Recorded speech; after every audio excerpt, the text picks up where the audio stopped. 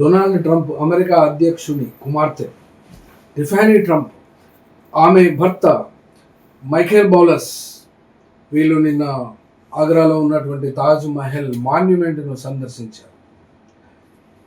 వాస్తవానికి నరేంద్ర మోడీ ప్రభుత్వానికి మరియు నరేంద్ర మోడీకి దగ్గర సంబంధం అని చెప్పుకున్నటువంటి వారు మరి నరేంద్ర మోడీ ప్రభుత్వంలోకి వచ్చిన తర్వాత కట్టినవి కొన్ని అయితే ఉన్నవి, అవి ఎక్కడ కూడా సందర్శించినట్టు కనబడలేదు. ఉదాహరణకు statue of unity, Sardar Patel యొక్క అత్యంత పెద్ద విగ్రహము, తర్వాత పార్లమెంట్ భవన్, తర్వాత అయోధ్యలో ఉన్నటువంటి రామ్ మందిరం, తర్వాత స్వచ్ఛ భారత్ అంటే మరుగుదొడ్లు.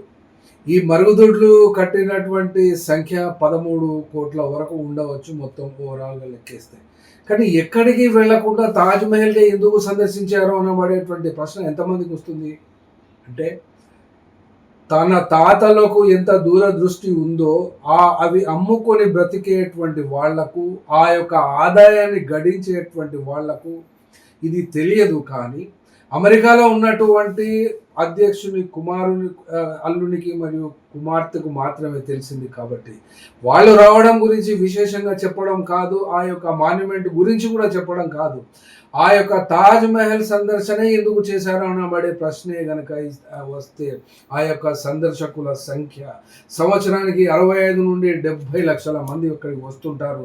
విదేశీ పర్యాటకులు 6,45,000 మంది సుమారుగా వస్తుంటారు. ఆ ఆదాయం వాళ్ళ కేవలము ఆ యొక్క సందర్శన కోసం టికెట్ల ఆదాయమే భారత ప్రభుత్వానికి, నరేంద్ర మోడీ ప్రభుత్వానికి వచ్చేటువంటి ఆదాయము సంవత్సరానికి 95 నుండి 98 కోట్ల రూపాయలు.